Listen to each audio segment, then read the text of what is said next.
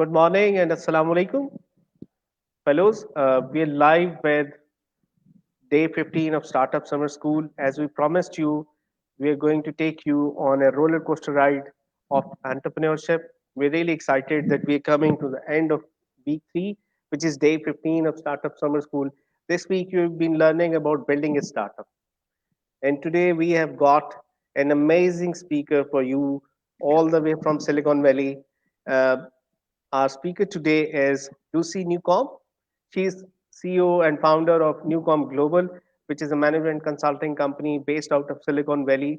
Uh, I hope each and every entrepreneur in the world knows about Silicon Valley and aspires to be somehow associated with Silicon Valley.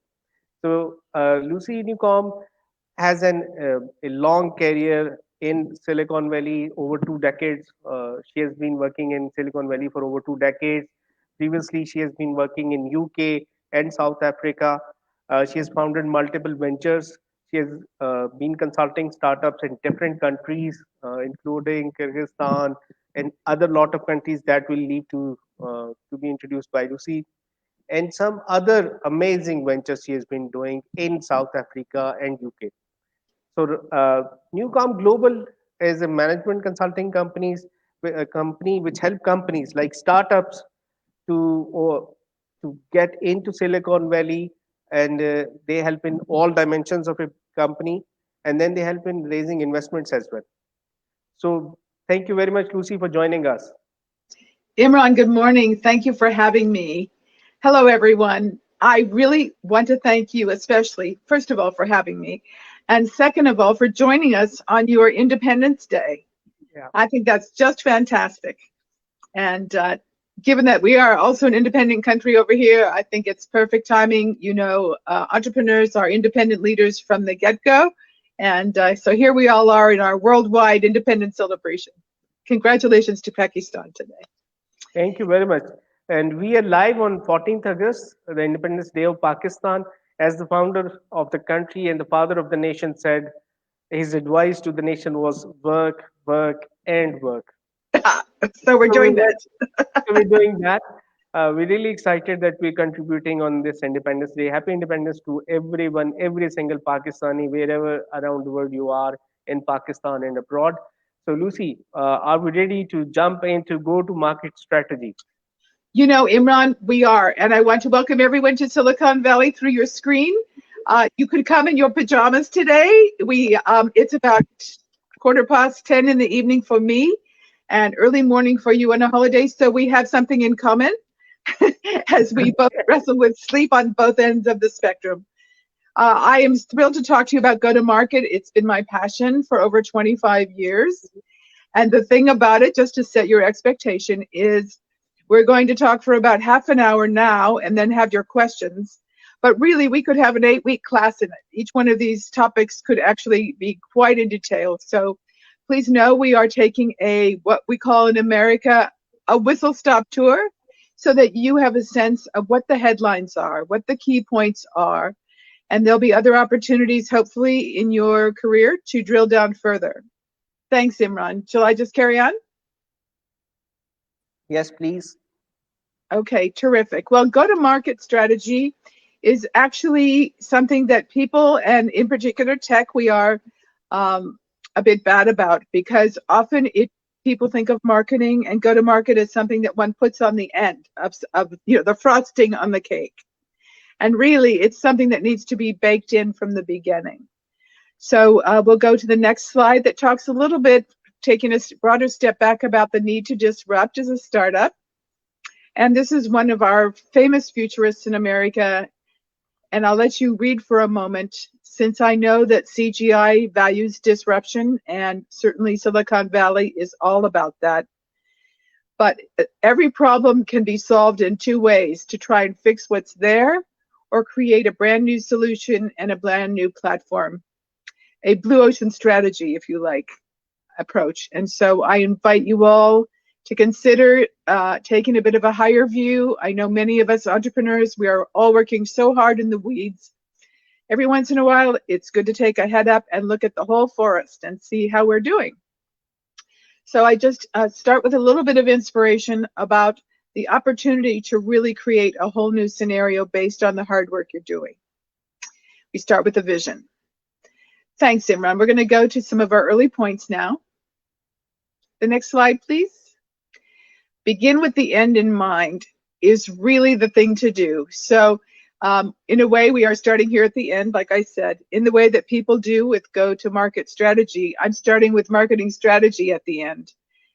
We in tech are notorious for launching before we are ready. And of course, we will have other entrepreneurs here joining us today that are not technology entrepreneurs, but all of us tend to feel a lot of pressure to get our product or our service to market. It's so very important. And I know the juggling act and the balancing act very well. So please know I'm not in an ivory tower. I deal with this every day. And in fact, Imran and I were just speaking before we got started about the perils of having what we call too short a runway. Many a fantastic startup has had a short life because it didn't plan enough for how long things might take and how much cash might be necessary to subsidize that kind of delay. So beginning with the end in mind, making sure you are ready. Bill Gates set aside, and this is the old Bill Gates of many years ago, when he introduced the idea that we could put patches on products and put them in the market. There is no longer a luxury to do that for many, many reasons. So please be sure you're ready and try to build into your planning, your go-to-market plan, some milestones to check in and see, oh, we thought we would have the product features defined by this time. Have we really done that? Are we really there? Do we need to take a step back? Oh, we thought we would have the marketing plan out to promote the product and the launch.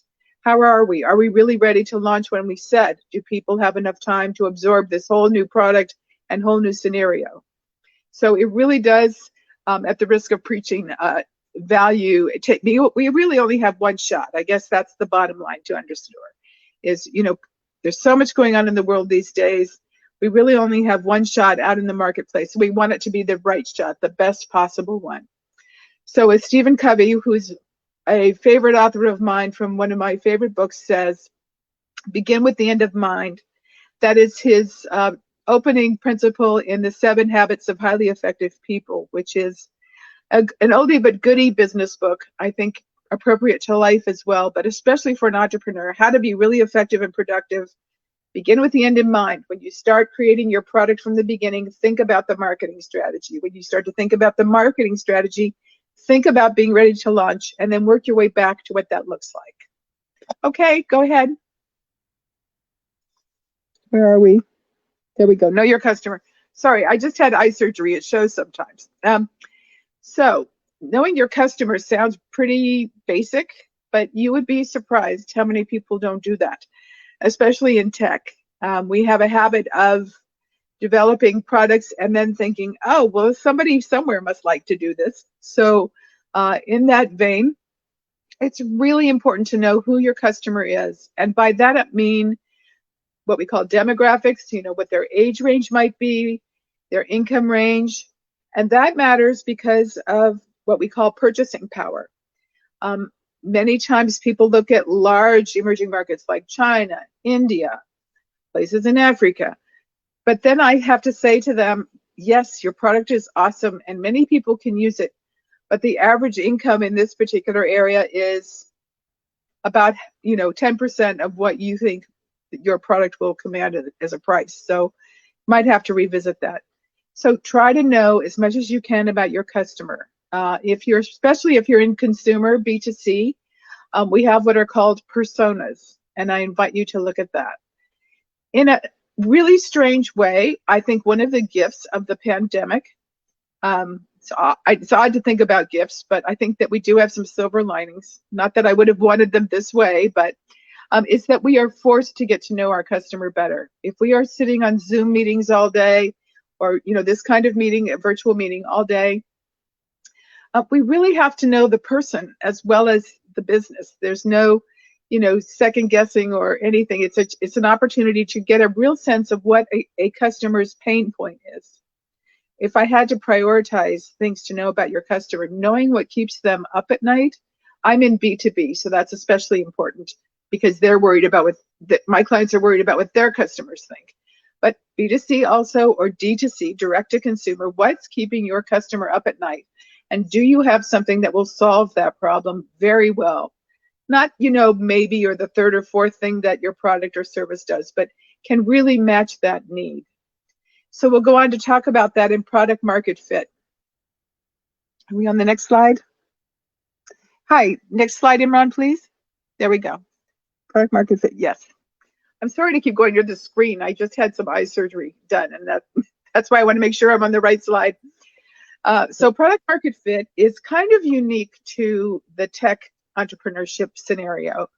The father of marketing, Philip Kotler, said, marketing is not about sales.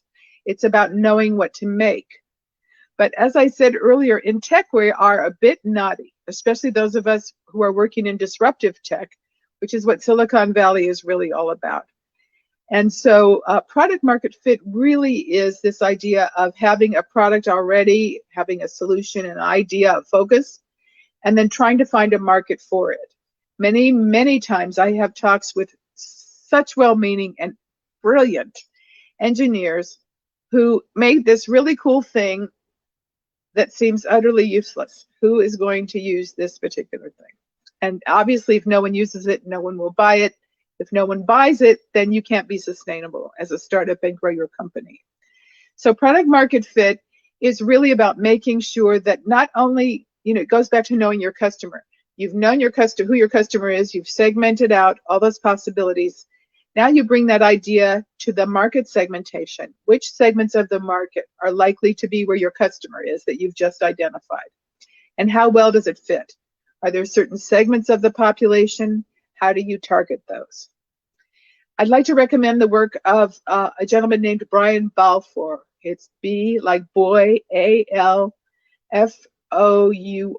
He's written a number of articles on product market fit that I think are really good, and I hope that you'll find those useful, because this is unique to the tech entrepreneurship scenario. But especially if you're interested in having venture funding, it's key. You need to show the entire scenario and what we call total addressable market. If you don't have a product market fit that's really tight and clear, it's going to be hard to convince a funder of some kind that you are interested in making this work in a very tight way and that you've done your homework. You will notice a theme in my presentation: do your homework, so that by the time something launches, in fact, you've done a whole lot of work beforehand. Next slide. Thanks for your questions. We're going to take them at the end. Let's see, where are we now? Competition and value proposition. Okay. You wouldn't know that I wrote this presentation. So I'm combining two things into one because of the sake of our time. It's really important to know what your value proposition is. What does your product or service offer that is unique, preferably unique to you, but if it can't be exactly unique in terms of the way you do this particular thing. And so that should be clear in what we call positioning. I could spend easily the entire time talking about positioning, but what I'll mention quickly is that when you think about branding, it goes so far beyond what your logo looks like and what your corporate colors look like. Many times with startups, I am working with them on their corporate brand, and they forget that their app or their product is not the same as the company. We want to build out the company because investors invest in companies. They do not invest in products. If you have an app that's really cool, that's great, but you need to have a team and a sense that you will be around tomorrow to make that app into a business. So back to the unique sales proposition, you need to have a position on where you sit in the market with your competitors, and then how you're going to roll that out in your unique sales proposition. And how you position with your competitors also matters in terms of your messaging. One of my favorite examples of good positioning is Richard Branson and the way he turned Virgin Atlantic into a phenomenal airline by changing the levels of class. Business class became first class. First class was cosmic, and there came premium economy, etc. There was some movement of things on the aircraft, but a lot of things happened on the ground, like massage services, showers in the lounge. things of that nature. He completely repositioned his airline. A little bit about the airline. I think some areas got more leg room and things like that, but mostly it was about how you would feel being in one of these higher level classes. So he completely repositioned what flying was like just by addressing the positioning areas. And hopefully that set him apart from his competitors. Okay, let's go on to the next slide. Thank you for your questions and thanks for hanging on to the end. I promise we're going to get to them. Let's go on to the next slide. Pricing scope. Okay, we are pricing specialists, and so I'm always really happy to talk about this area. Pricing is tricky. It's part art and part science. For many years, I was privileged to be an award-winning marketer, but this was an area like many companies where it was kind of like, if it isn't broke, don't fix it. I'm just going to kind of flip past that part of the marketing manual and let everything else work out. And one day I realized, geez, this is a huge competitive advantage. And so from that, I developed a methodology we have called best pricing. And there are basically three legs to that stool. The first, and it's tempting to say the most important, but they're actually all important. The first is knowing your costs. Now, if you're in B2B SaaS, software as a service and things of that nature, like me, most of the time, that's most of where our clients are, it's tricky. It's tricky because you don't have a product and a thing. There aren't screws to price. There aren't things like that. But there are labor hours. There is the technology you need. Often you need proprietary license of technology to run your particular program. So you can do a pretty good job of assessing your costs. It might not be specifically perfect, but it'll be within a range. And then what are your competitors charging? This is where the US airlines industry has gotten into a lot of trouble. If you engage in a lot of price wars, particularly if you didn't do step one and know what your costs are, and by the way, that you are covering your costs, you can really cannibalize or in fact destroy your own business. And then step three, which is I think in many ways the most important, but definitely the trickiest, is perceived value. So there is a lot of research shown that says people, if they don't know a particular product, will think that they get what they pay for. And how that translates into action sometimes is people will choose the most expensive thing with the idea that it is probably the best, when in fact there's really no data that says that's the case. So I often have to explain to clients, we cannot position, going back to positioning, we cannot position this pricing as the cheapest and the best because people don't believe that. They'll think either you are cheating them on price or you are cheating them on best.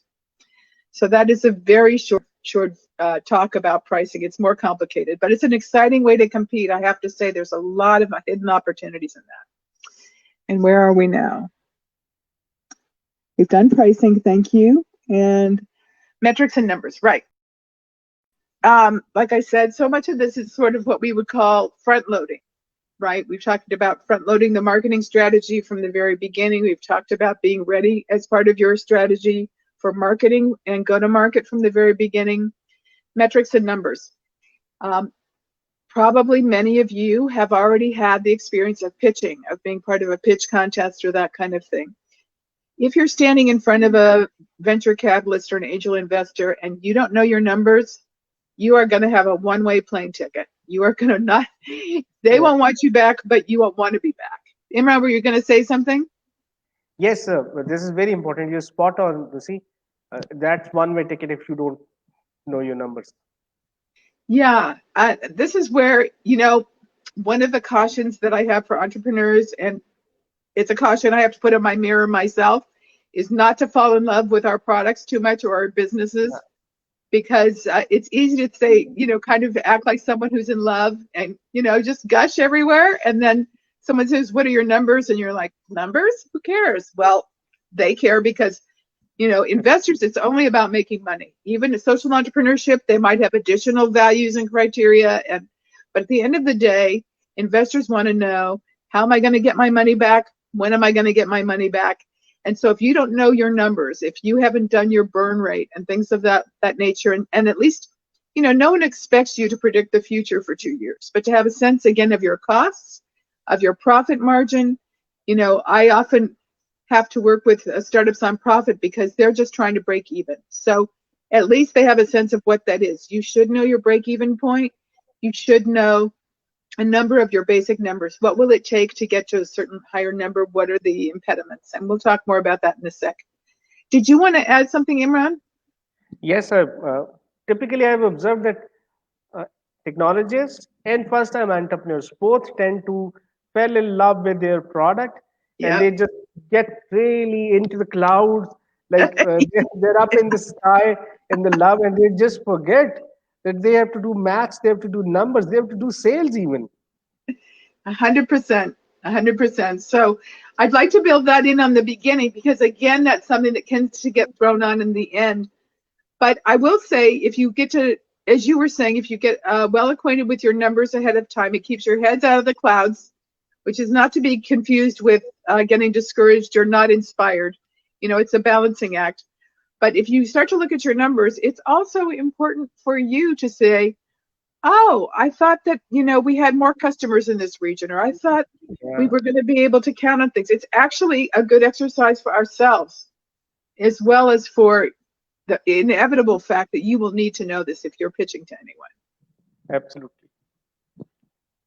Anything else to add? We're good. Pardon? We're good. Good. Great. Yeah. So where are we? Swot. So this goes right into our conversation. Imran and I did not set that up, although it is the perfect segue. Knowing our limits. As entrepreneurs, like we said, we have a proclivity for falling in love with our stuff. And, in the Valley here, we call that drinking our own Kool-Aid, which basically means, we've lost our way because we are so, it's like a religious experience, we are so enamored of whatever. And I would have to say, without instigating a huge conversation, I think that's what's happened at Theranos. I think there's other issues involved at Theranos, but I think at the initial place where the train went off the track was there. And so it's a good lesson to me because I love what I do. And every once in a while, someone has to say to me, gee, but take a step back and look at that from a step back. And, that perspective is important because you and your family and your livelihood is more important than any idea, as much as we love it and as much as some people are going to hate that I said that. So when I talk about a SWOT, I think you can do it at the company level and also do it at the product or program, whatever you're providing level. And what is a SWOT? So I'm using this as a very simple tool. Obviously, you can do other things, but it's a sense of strengths, weaknesses, opportunities, and threats. Now, tonight, I'm not subjecting you to me at a whiteboard, lucky you, but if I were, this would look like a big cross. We would have 4 squares, and you would be able to see, what are the strengths, what are the weaknesses, and the weaknesses can be anything from your competitors to not much cash to I have to work with my brother's wife. Whatever those are, it's good to just get them out. And many times you will find some interesting overlaps, like the strength can also be a threat. And opportunity can also be a threat. So it's worth getting a sense of what your limits are. Again, back to the idea of too short a runway. One other way to look at it in a very broad context is what are the things that could prevent me from moving forward to the level I want to move? And this kind of helps diagram some of that. So Imran, I've drawn it for you. Sorry, go ahead. I've drawn it for you on the slide. I'm sorry, I can't hear you. I've drawn it on the slide for you. Oh, I see. Thank you. Sorry. Got it. Yeah, exactly. So the S would be up in the upper left if we are looking the way we are, and the W next to it, the opportunities down there, and the threats. And like I said, it can be very interesting to map some of this out just simply. Kind of don't think about it too much. Just kind of get stuff out. And you'll see that opportunities and threats can be the same. Strengths and threats can be the same. It's a very interesting way to look at a problem simply. We can get caught up in our heads. Most entrepreneurs are really very bright, and it's a way to kind of actualize what the limits are. And then, of course, make a plan. Well, make a plan for what you can change and accept what you can't and move ahead accordingly. Thanks, Imran, for the graphic. And shall we move to the next slide? Yep.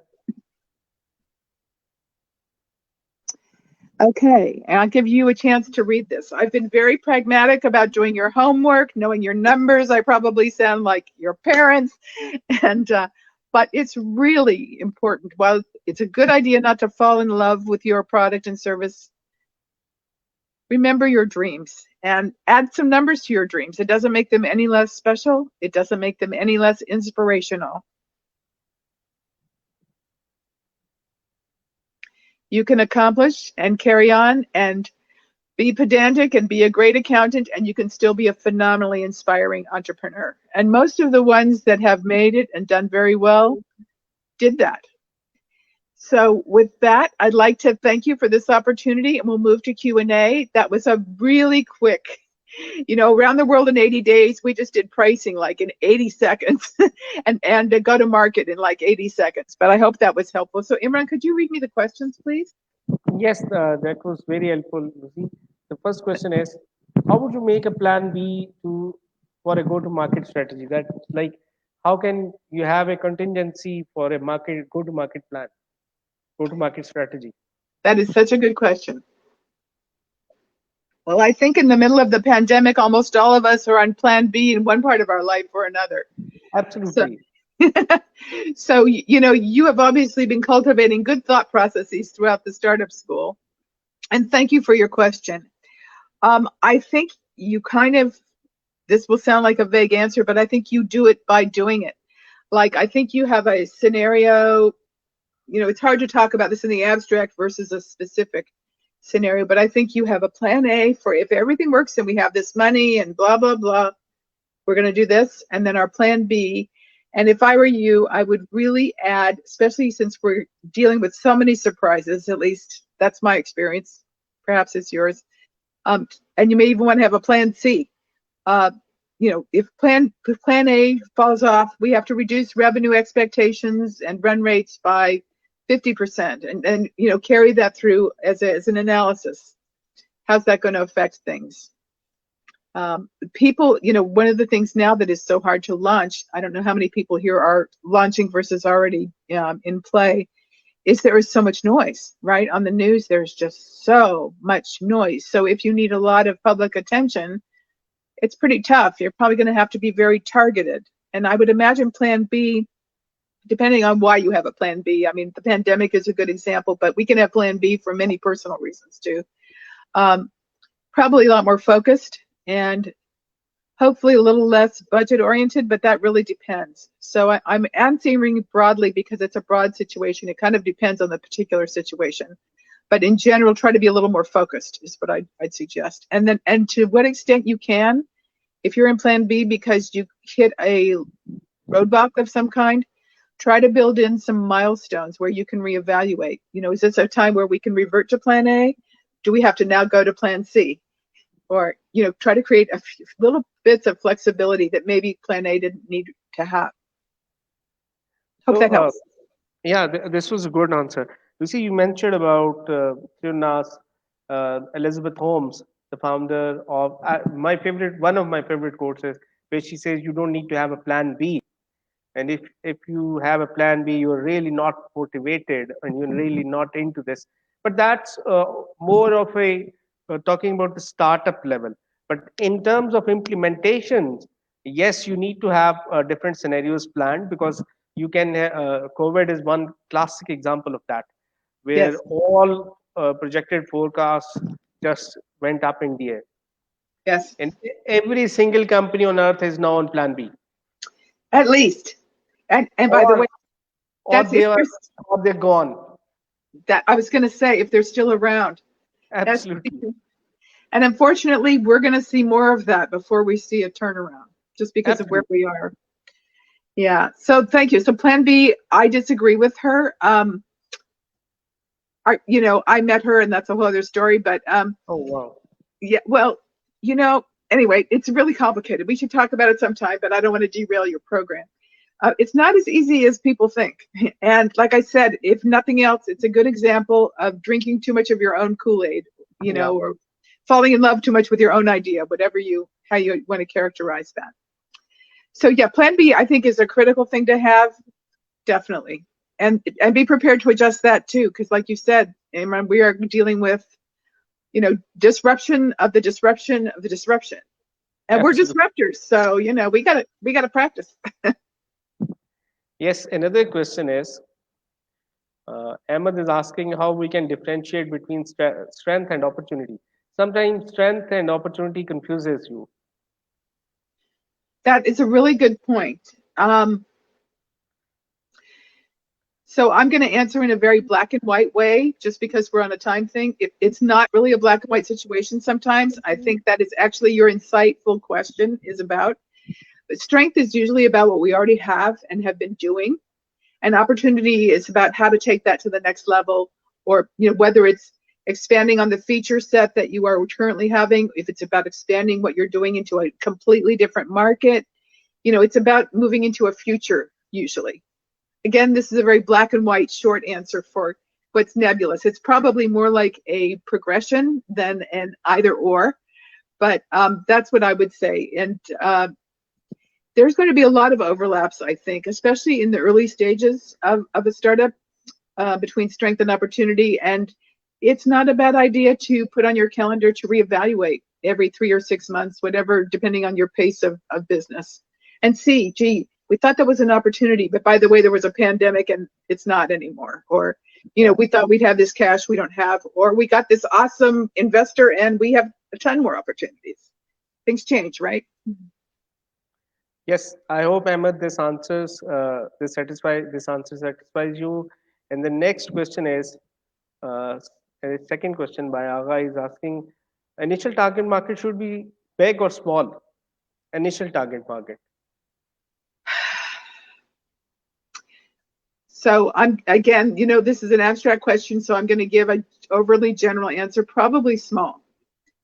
Part of that, though, is here's where that's a bad answer. If you're looking for venture capital investing, they are not interested in small markets. So I think what I'll do is I'll change my answer and say, how about a pilot program rather than big or small?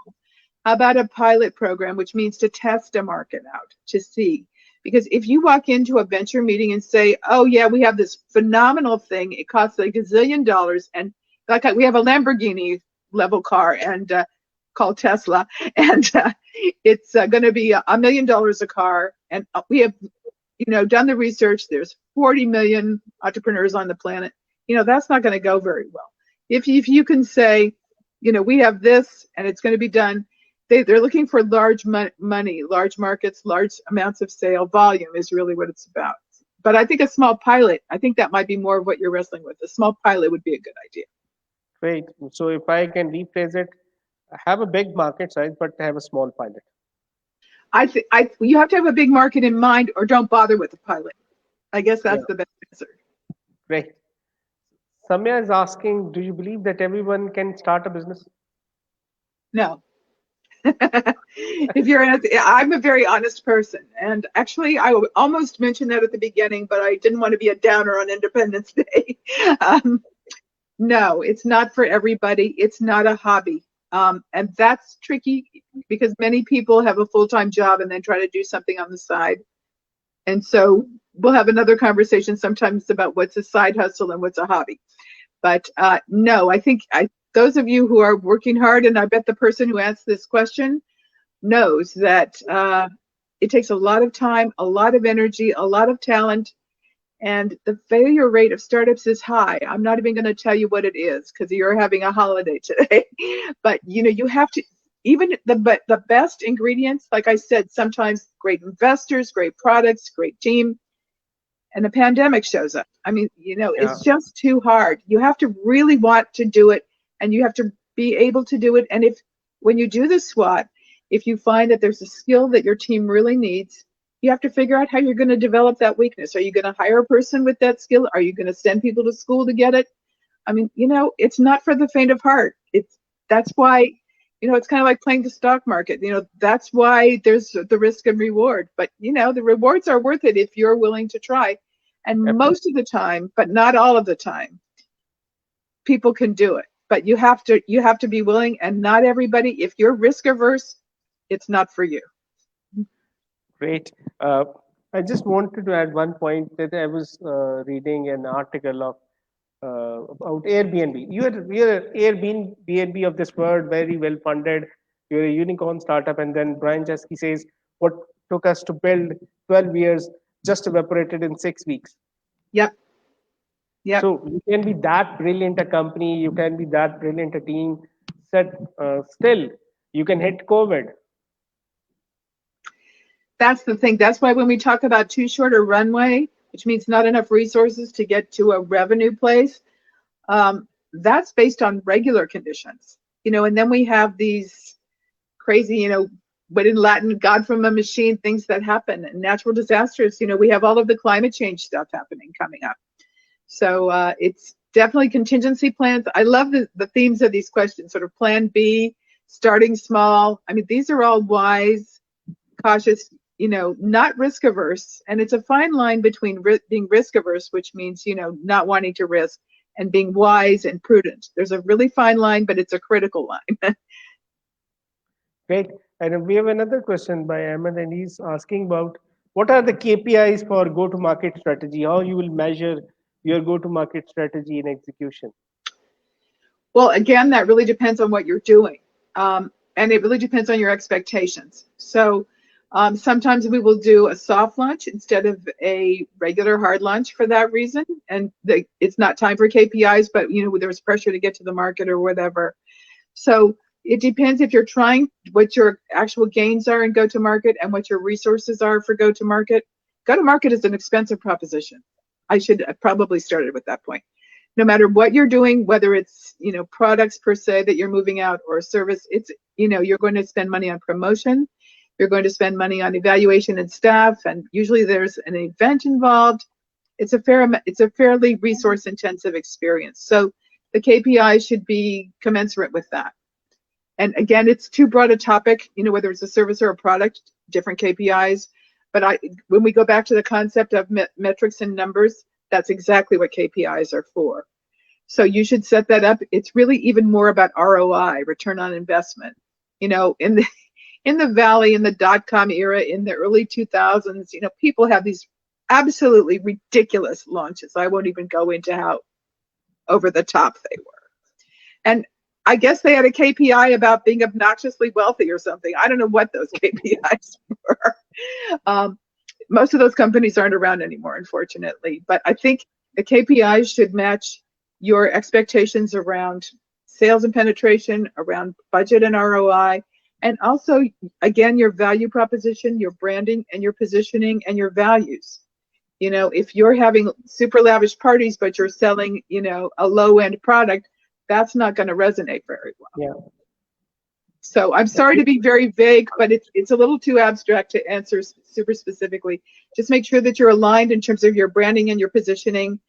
Don't spend more than you have, and try to leverage for the long term as much as you can. Create KPIs that are not just about the launch event per se, but about building the brand that goes on after that. Oh, thank you very much, Lucie. This is helpful. I would like, since we have time, and yes, we have one more question. I was thinking that I can ask a question now, but we have got one more question. Well, I'll take your question no matter what, whenever you want, Imran. Okay, thank you. Do you think startups get lost in hype of promoting their services and products instead of essential engineering to ensure their product is ready? So, Zarek, you're spot on. I was about to start the topic of product market fit. So I'm sorry, the internet broke up as you were talking. Could you read that again, please? Lucie, Zarek is asking about product market fit. Right. But So can you read? I'm sorry, suddenly the sound is like funny. I can't. What about product market fit? 1 second, please. Zarek is asking, do you think startups get lost in the hype of promotion of their services and they don't focus on engineering their product in a better way? So like startups don't put energy in engineering the product and rather focus on events and launch and the hype. Well, I don't think it's an either or situation. I think both are necessary. So it sounds, if I'm interpreting this correctly, I'm not sure that I am. Go ahead, Imran. What did you want to say? So my interpretation is Zarek is asking about product market fit. So do you need to execute a go-to-market strategy, or you need to focus on achieving a product market fit first? So the answer is yes. And you need to absolutely have product market fit first. And the reason is that if you go, it's kind of like go to market strategy. If you haven't done the product market fit, it's like throwing a party and nobody showing up, right? Absolutely. So you want to And make sure that you go probably ahead. probably throwing a party for no reason, and people are Yeah, asking why are you giving this party? right. You, Did you poison the punch or something? You're going to be like, what the heck is this? So it's a so very good question. And I'm sorry it took me a little while to understand, but it's a very good question. You know, there are a lot of moving parts to making a startup work, and especially launching one. And when you're in this, that sounds like a seed stage or even a pre-seed stage. But product market fit, if you don't have that, nothing else will work. Lucy, we have 5 minutes, and can we elaborate a little bit on product market fit so that people understand? We've shared this before, but I would really like to hear from you a bit more on product market fit, what it is and why it is important.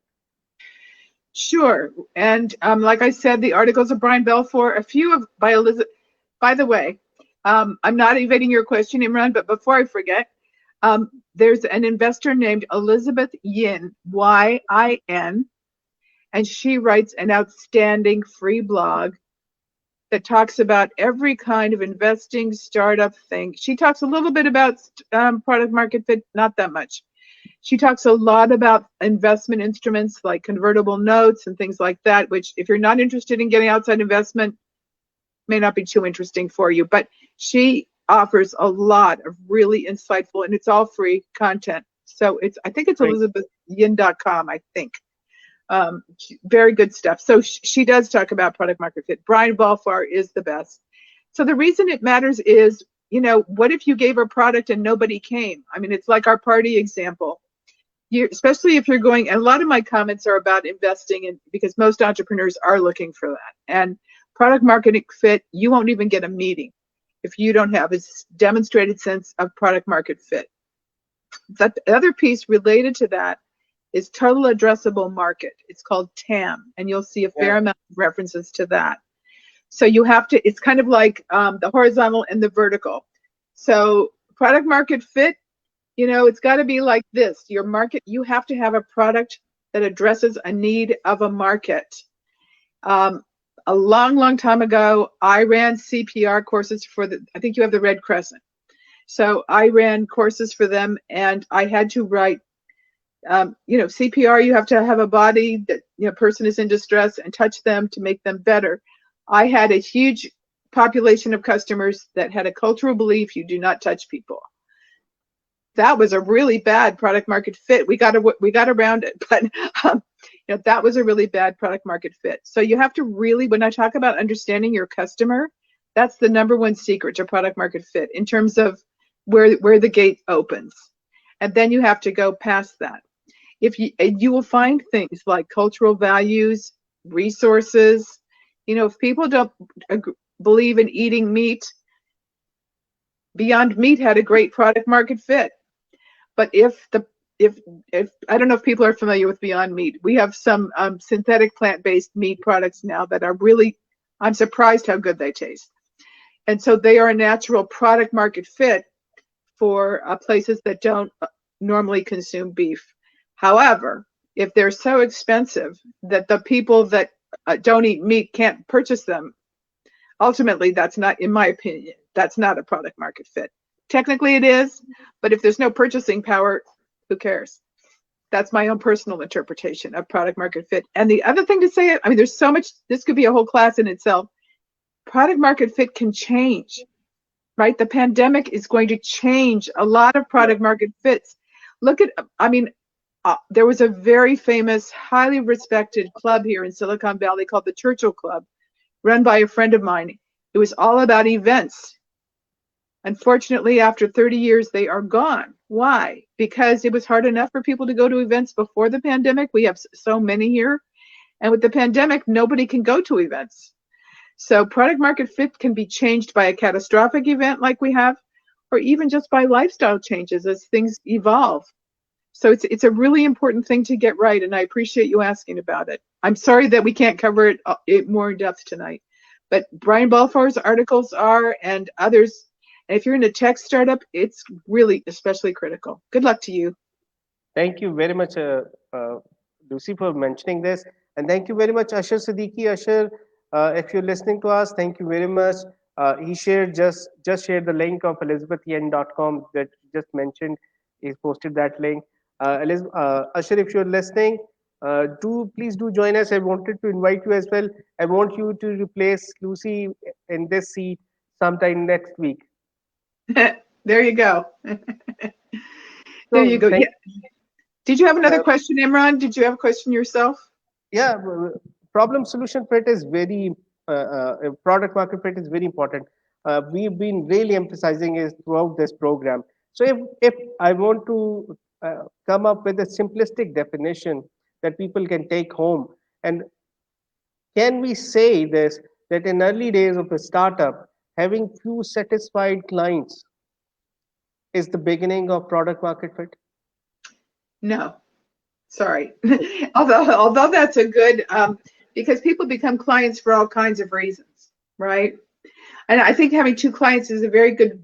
We call them charter clients usually, or charter customers. And but the idea is really that that's a good thing to aim for a whole lot of reasons beyond product market fit. And if you don't have any customers, by the way, after a certain time, it's a really good idea to go back and look at product market fit. But I think Right. product market fit is also has to be clear that what we think product market fit is only part of the story. It's what your customers and prospects think Yeah. is product market fit. So that's where I think your point has some real merit.